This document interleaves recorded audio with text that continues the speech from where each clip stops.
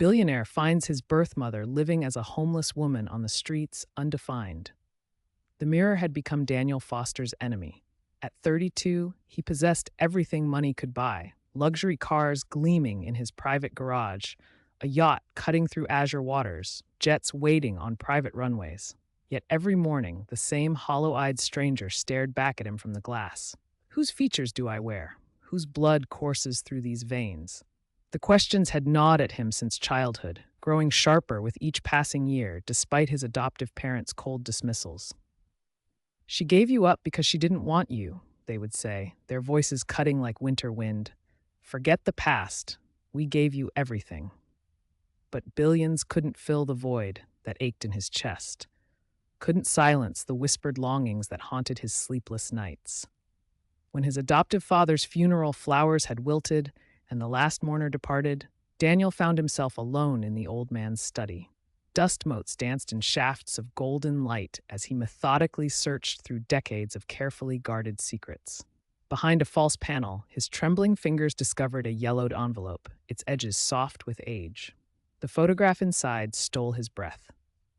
A young black woman, exhaustion etched in every line of her thin frame, cradled a newborn white baby against her chest. Her smile seemed forced for the camera, but her eyes, Daniel's heart hammered against his ribs, her eyes mirrored his own. Below the image, faded handwriting spelled out the truth. Amara Foster, 1992, birth mother of Daniel Foster. The accompanying legal document felt like shards of glass beneath his fingers. Due to tragic circumstances and economic hardship, the biological mother has consented to full legal adoption. Death of husband in aviation accident. Single mother unable to provide care in unstable financial conditions. The words shattered everything he thought he knew. She hadn't abandoned him from lack of love. She had been broken, alone, forced to make an impossible choice while drowning in grief and poverty. Sleep became a stranger as Daniel threw his fortune at finding her.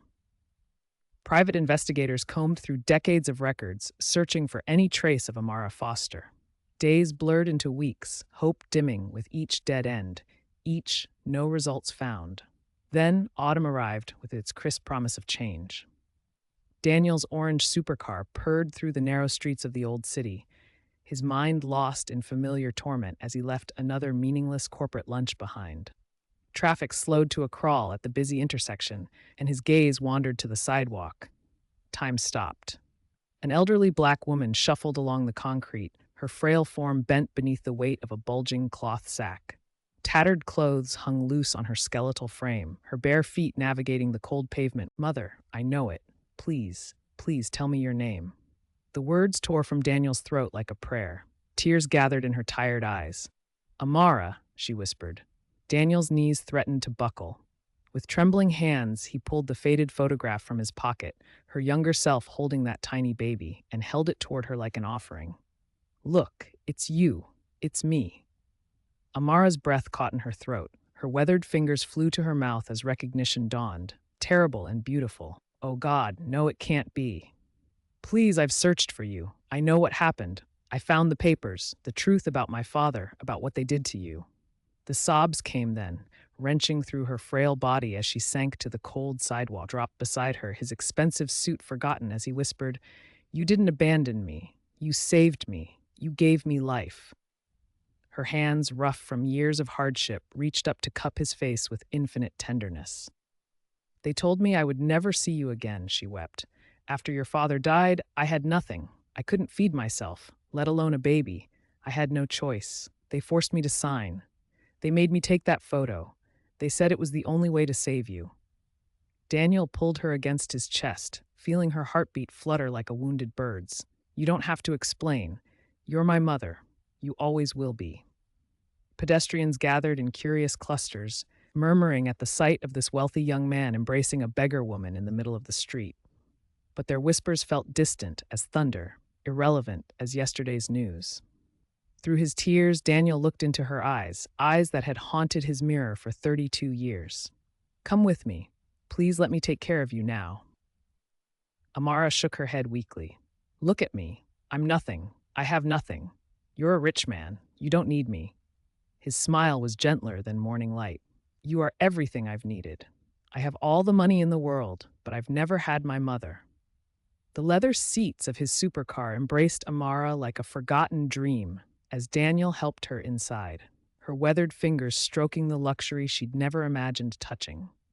Through the window, the city blurred past in streams of color and light while she wept for all the lost years, all the nights she'd wondered if her baby boy was safe, happy, loved.